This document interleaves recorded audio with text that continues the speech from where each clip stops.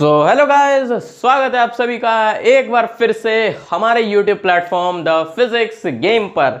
और physics game पर हम कर रहे हैं अपनी मोस्ट इंपॉर्टेंट MCQ सीरीज, जहां पर हम पहुंच चुके हैं अपने इनऑर्गेनिक केमिस्ट्री के लेक्चर। और ये है हमारा chapter D and F block elements, और इसका पार्ट 3 और लास्ट पार्ट ये होने वाला है, जहां पर मैं आपको कराऊंगा कुछ अच्छे questions related to inner transition elements, यानी कि F block elements. F block elements में आपके दो तरीके के वहां पे एलिमेंट्स आते हैं, एक होता है आपकी लेंथेनॉइड सीरीज होती है और एक होती है आपकी एक्टिनॉइड सीरीज। तो आज दोनों को ही हम इस वीडियो में कवर अप करेंगे, जितने भी अच्छे क्वेश्चंस होंगे हम सब देखेंगे। तो वीडियो को आप जरूर से लाइक कर दीजिएगा और बने रहिए हमारे साथ इस बहुत ही interesting lecture plus MCQ series में। तो चलिए चलते हैं, शुरू करते हैं अपने पहले क्वेश्चन के साथ। तो पहला क्वेश्चन हमारा यहां पर है कि लेंथेनॉइड्स आर, यानी कि हमें बताना है कि लेंथेनॉइड्स क्या होते हैं। लेंथेनॉइड्स जो होते हैं वो आपके इनर ट्रांजिशन एलिमेंट्स होते हैं, जो ट्रांजिशन बिहेवियर शो नहीं करते, यानी मेटेलिक बिहेवियर शो उतना बढ़िया नहीं कर पाते हैं। और कितने एलिमेंट्स लेंथेनॉइड्स में होते हैं, तो यहां पे सब में देखेंगे आप 14 एलिमेंट्स लिखा हुआ है, यानी कि लेंथेनॉइड्स में 14 एलिमेंट्स होते ही हैं। और ये बात सच है, लेंथेनॉइड्स में आपके 14 एलिमेंट्स आपके आते हैं, 14 एलिमेंट्स।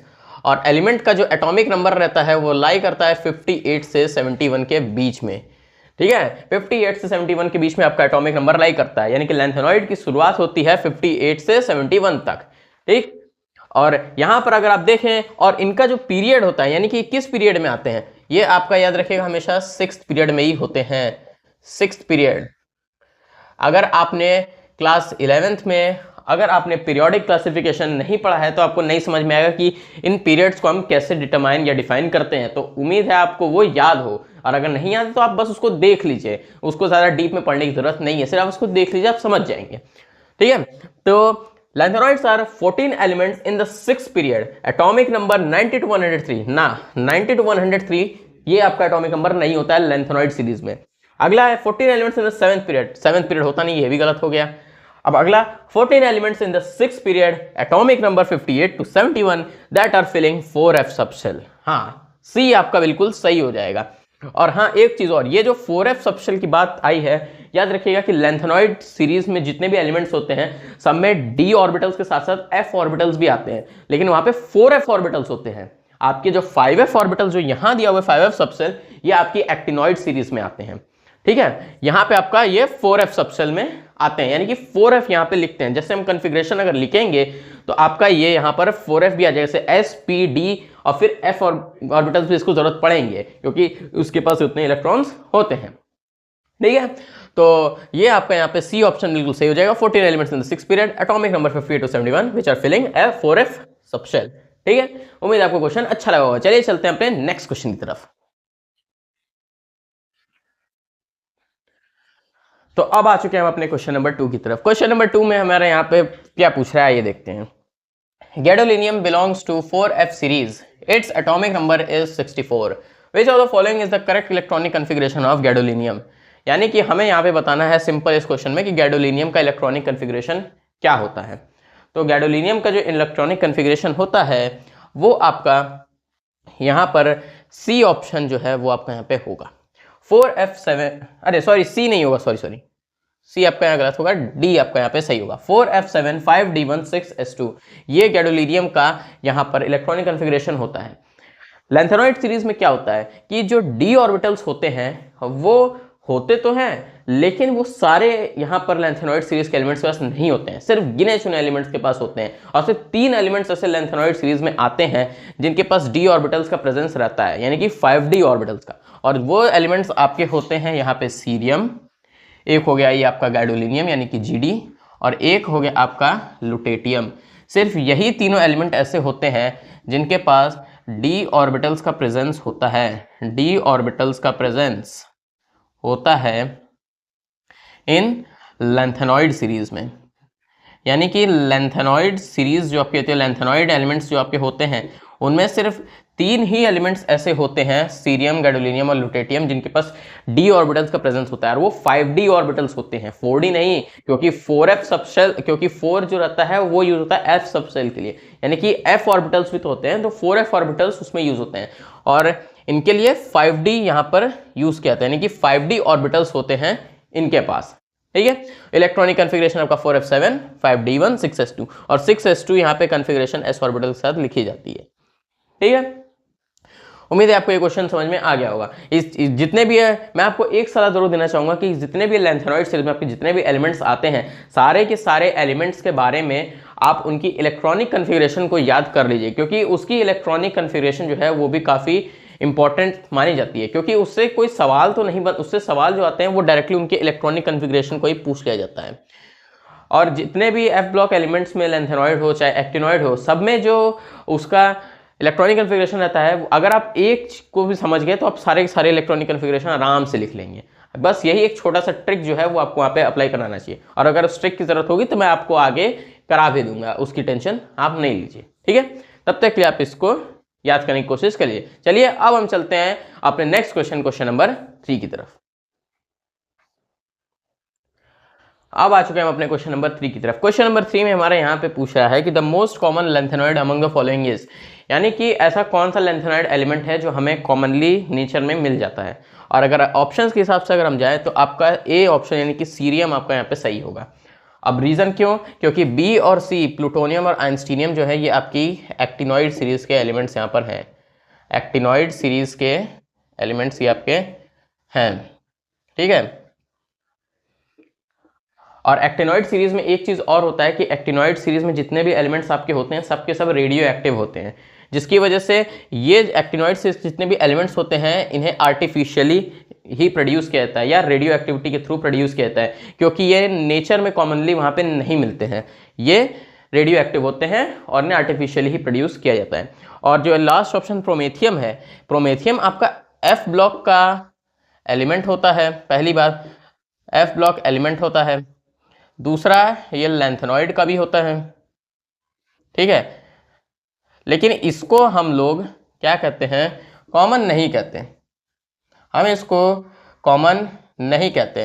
अब इसके पीछे का रीजन क्या है, क्योंकि ये भी रेडियो एक्टिव होता है, इसको भी रेडियो एक्टिविटी के थ्रू ही यहाँ पर पाया जाता है। ये भी कॉमनली यहाँ पर हमें नेचर में प्रोमेथियम देखने को नहीं मिलता है। और सिंबल तो आप इन सभी का जानते ही होंगे, सीरियम का आप यहाँ लिख सकते हैं सी होता है, प्लूटोनियम का आपका Pu होगा, आइंस्टीनियम का आपका कुछ EM शायद EN शायद होता है आपका, और प्रोमेथियम का आपका PM होता है।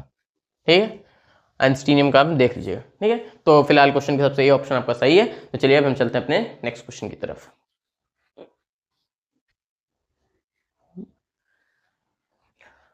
अब आ चुके हैं हम अपने क्वेश्चन नंबर 4 की तरफ। क्वेश्चन नंबर 4 में हमारा यहाँ पे कह रहा है कि although +3 is the characteristic oxidation state for lanthanoids, yet cerium also shows +4 oxidation state because, यानी कि लैंथेनॉइड सीरीज के जितने भी एलिमेंट्स होते हैं उनमें जो ऑक्सीडेशन स्टेट होती है, ऑक्सीडेशन स्टेट हमेशा उनकी +3 की ही वहाँ पे मैक्सिममली दिखती है, यानी कि लैंथेनॉइड सीरीज के जितने भी एलिमेंट्स रहते हैं वो +3 ऑक्सीडेशन स्टेट ही वहाँ पर शो करते हैं। जैसे कि आपका Lu3+ हो गया, आपका Gd3+ हो गया, और जितने भी एलिमेंट्स आपके आते हैं लैंथेनॉइड सीरीज में सब मैक्सिममली +3 ऑक्सीडेशन स्टेट वहाँ पे शो करते हैं। लेकिन सीरियम जो रहता है वो यहाँ पर +4 की भी ऑक्सीडेशन स्टेट शो कर देता है। अब इसके पीछे का रीजन क्या होता है, क्योंकि इसके पास वो कैपेबिलिटी रहती है, एबिलिटी रहती है कि सीरियम की ये एबिलिटी रहती है कि वो नोबल गैस कॉन्फ़िगरेशन को अटेन कर सकता है, यानी कि नोबल गैस कॉन्फ़िगरेशन को अचीव कर सकता है। और नोबल गैस कॉन्फ़िगरेशन जो आपकी आती है मींस वो भी एक इलेक्ट्रॉनिक कॉन्फ़िगरेशन ही होती है, वो सबसे स्टेबल मानी जाती है पूरी की पूरी पीरियोडिक टेबल में।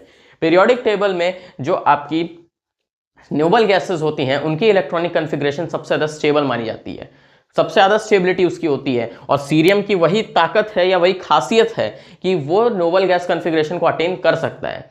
यही सबसे बड़ा रीज़न रहता है कि ये +4 ऑक्सीडेशन स्टेट सीरियम यहाँ पे शो कर सकता है, और वही यहाँ पे आपका इस क्वेश्चन से रिलेटेड आंसर होगा। अब आंसर यहाँ पे ऑप्शंस देख लीजिए। ए ऑप्शन दिया it has tendency to attain stable noble gas configuration, A ही में आपको यहाँ पे सही दे दिया है, तो हमें बाकी ऑप्शन देखने का कोई ज़रूरत नहीं है।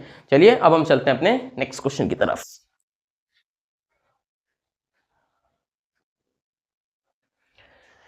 अब आ चुके हैं हम अपने क्वेश्चन नंबर 5 की तरफ। क्वेश्चन नंबर 5 में हमारे यहाँ क्या पूछ रहा है कि choose the appropriate option for Mishra metal.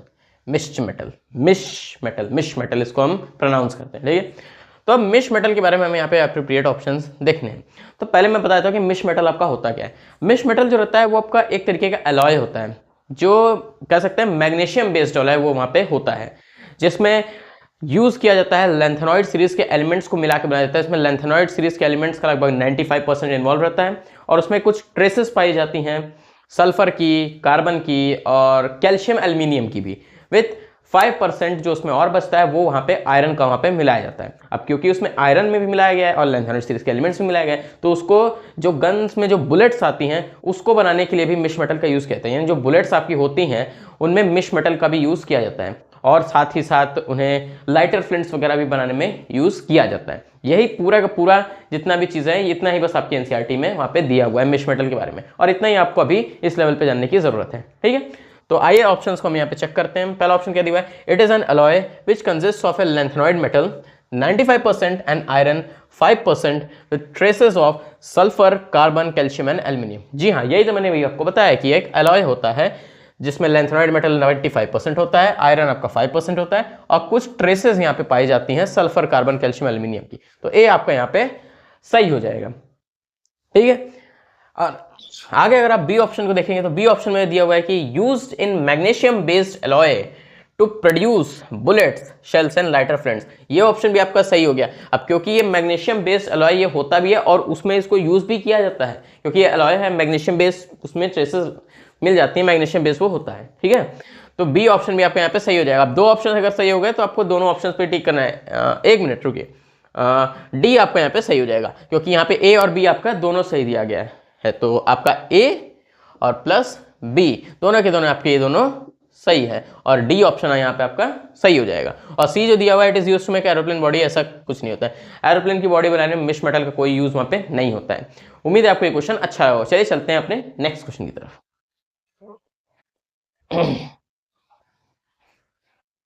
अब आ चुके हैं हम अपने क्वेश्चन नंबर 6 की तरफ। क्वेश्चन नंबर 6 में हमारे यहाँ क्या पूछा है कि general electronic configuration of actinoids is n-2 F1 to 14 n-1 D02 NS2। यानी कि ये जो आपकी लिखी हुई है ये याद रख लीजिएगा, ये पूरी की पूरी इलेक्ट्रॉनिक कॉन्फ़िगरेशन होती है एक्टिनॉइड्स की। अगर कभी क्वेश्चन में पूछ दे कि एक्टिनॉइड सीरीज की इलेक्ट्रॉनिक कॉन्फ़िगरेशन क्या होती है तो वो ये होती है, इसको याद रख लीजिएगा। इसका स्क्रीनशॉट चाहे तो आप ले सकते हैं, यही आपकी इलेक्ट्रॉनिक कॉन्फ़िगरेशन एक्टिनॉइड सीरीज की होती है। अब क्वेश्चन में देखते हैं क्या पूछ रहे हैं। तो अब आगे यहाँ ये हो गया। अब विच of the following actinoids have 1 electron in 6d orbital, यानी कि 6d ऑर्बिटल में सिर्फ एक इलेक्ट्रॉन हो, यानी कि उसकी कॉन्फ़िगरेशन में ये आना चाहिए 6d1 आना चाहिए। तो 6d ऑर्बिटल्स यानी कि d ऑर्बिटल्स का जो प्रेजेंस होता है वो भी एक्टिनॉइड सीरीज में सारे एलिमेंट्स के वजह से नहीं होता है, सिर्फ चुनिंदा एलिमेंट्स की वजह से होता है। और उन चुनिंदा एलिमेंट्स में जो आपके नाम आते हैं वो आपका होता है यहाँ पे एक्टिनियम, आपका थोरियम, एक होता है आपका Pa, फिर एक होता है यूरेनियम, नेप्टूनियम, क्यूरियम एंड लॉरेंसियम।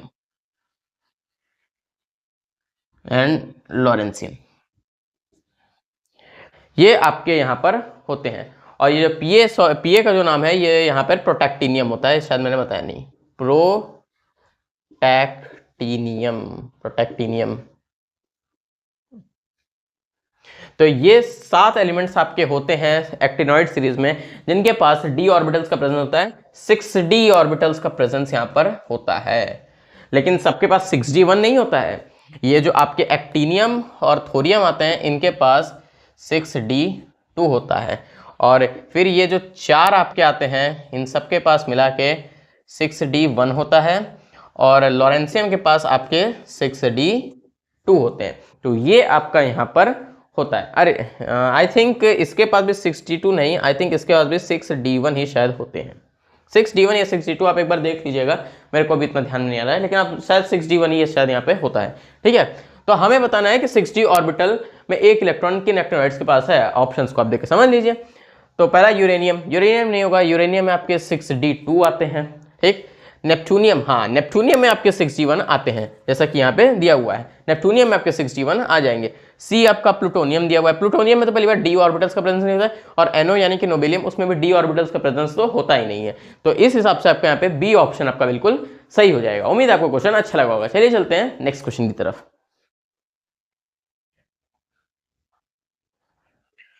अब क्वेश्चन नंबर 7 है हमारे यहाँ पे, बहुत ही छुटकू सा क्वेश्चन दिया हुआ है। Most common oxidation state of actinoids is, तो लैंथेनॉइड्स और एक्टिनॉइड्स दोनों की ही ऑक्सीडेशन स्टेट सेम होती है, और वो क्या होती है? बिल्कुल सही, +3। तो यहाँ पर बी ऑप्शन हमारा बिल्कुल सही हो जाएगा, यानी कि most common oxidation state of actinoids is +3। ठीक है, चलते हैं नेक्स्ट क्वेश्चन की तरफ।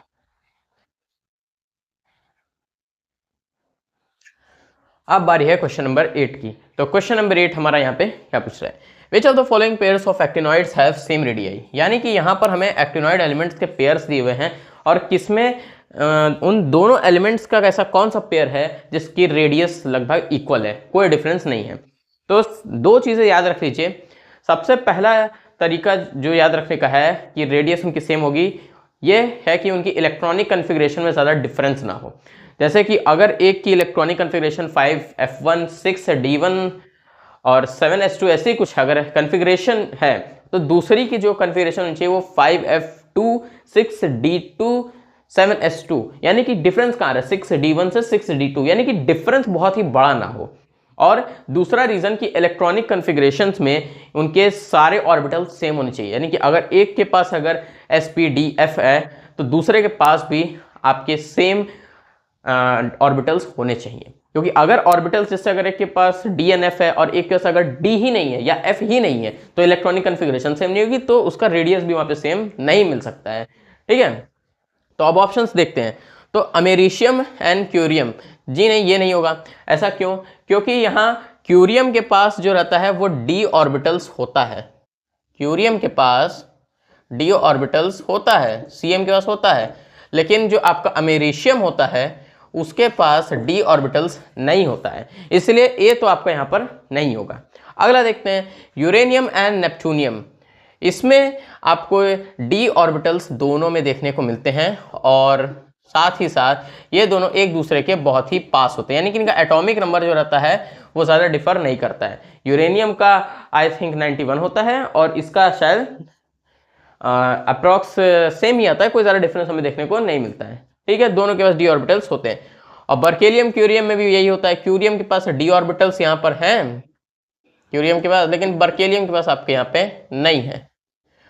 और प्लूटोनियम एंड थोरियम, अरे भैया इसमें तो जमीन आसमान का फर्क है, थोरियम तो एकदम ऊपर आता है और प्लूटोनियम जो है वो तो नीचे आता है। 5-6 एलिमेंट्स के बीच का डिफरेंस आता है और डी ऑर्बिटल्स भी नहीं होते हैं एक के पास। ठीक है, अब आप वो सोचिए किसके पास नहीं होगा, तो डी भी आपका यहाँ पे गलत हो जाएगा, और अगर डी गलत, सी गलत, ए गलत, तो बी ही एक ऐसा है जो वहाँ पे सही होगा, क्योंकि इन दोनों के पास डी ऑर्बिटल्स का प्रेजेंस होता है, ये दोनों काफी पास भी होते हैं। ठीक है, तो उम्मीद आपको क्वेश्चन अच्छा लगा। चलिए चलते हैं नेक्स्ट क्वेश्चन की तरफ।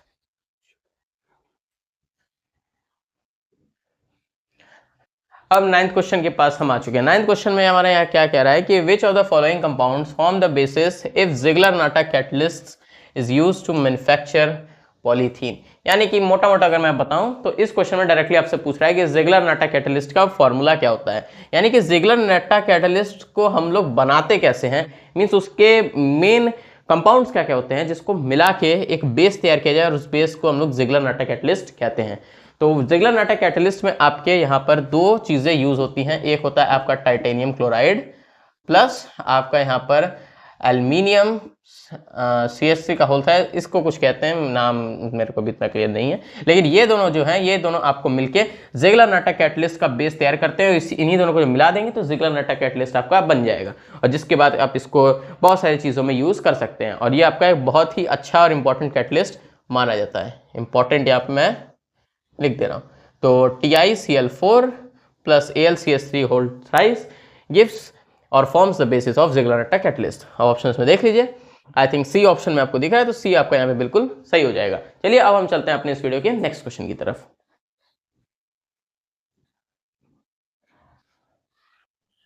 अब आ चुके हैं हम अपने इस वीडियो के लास्ट क्वेश्चन की तरफ। लास्ट क्वेश्चन में क्या है कि the photographic industry relies on the special light sensitive properties of, और जिस स्पेशल कंपाउंड पे फोटोग्राफिक इंडस्ट्री रिलाई करती है वो आपका यहाँ पर AgBr होता है, यानी कि सिल्वर ब्रोमाइड।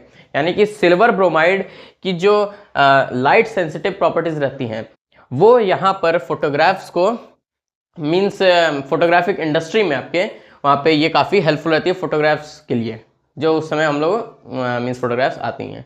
ठीक है, तो AgBr जो रहता है वही स्पेशल कंपाउंड यहाँ पे आपका यूज़ होता है जो कि लाइट सेंसिटिव होता है। ठीक है, इसलिए ये एक काफ़ी इंपॉर्टेंट कंपाउंड उसमें यूज़ होता है। ठीक है, तो अब इसी के साथ अब आपका ये वीडियो अब हम एंड करते हैं। और DNF ब्लॉक पे हमारे सारे के सारे 3 पार्ट जो थे काफ़ी अच्छे तरीके से आई होप कवर हो चुके होंगे। जितने भी अच्छे इंपॉर्टेंट क्वेश्चन थे मैंने लगभग सब करा दिए हैं। अब जो अगला लेक्चर आपको मिलेगा वो आपका इनऑर्गेनिक केमिस्ट्री ही चलेगी, जिसमें अगला चैप्टर है आपका बहुत ही इंपॉर्टेंट और बहुत ही प्यारा चैप्टर है, वो है आपका कोऑर्डिनेशन कंपाउंड्स। कोऑर्डिनेशन कंपाउंड्स एक बहुत ही बेहतरीन चैप्टर है और काफ़ी इंटरेस्टिंग है अगर आप उसको मन से पढ़ें तो, और उसके क्वेश्चंस बहुत अच्छे अच्छे बनते हैं एग्जाम्स में हमेशा। ठीक है, तो उम्मीद करता हूं अब आप नेक्स्ट वीडियो के लिए तैयार रहेंगे और जितने भी क्वेश्चंस मैंने DNF ब्लॉक में कराए हैं सब के सब आप ज़रूर वहाँ पे अच्छे सॉल्व करिएगा। और DNF ब्लॉक को अगर आपने ढंग से नहीं पढ़ा तो मैं आपको पहले भी बोला था, आज भी बोल रहा हूँ, अभी भी बोल रहा हूँ कि आप कोऑर्डिनेशन के सवाल नहीं कर पाएंगे अगर आपने DNF अच्छे से नहीं पढ़ा है तो उम्मीद करता हूँ आपने ये काम कर दिया होगा। और जब भी आप नया वीडियो देखेंगे कोऑर्डिनेशन कंपाउंड पे तो आप इस चैप्टर को ज़रूर से पढ़ चुके होंगे अच्छे से। ठीक है, तो चलिए अब इस वीडियो को हम एंड करते हैं बिना किसी टाइम वेस्ट के। अब मिलते हैं हम अपने नेक्स्ट वीडियो में, तब तक के लिए टेक केयर, बाय बाय।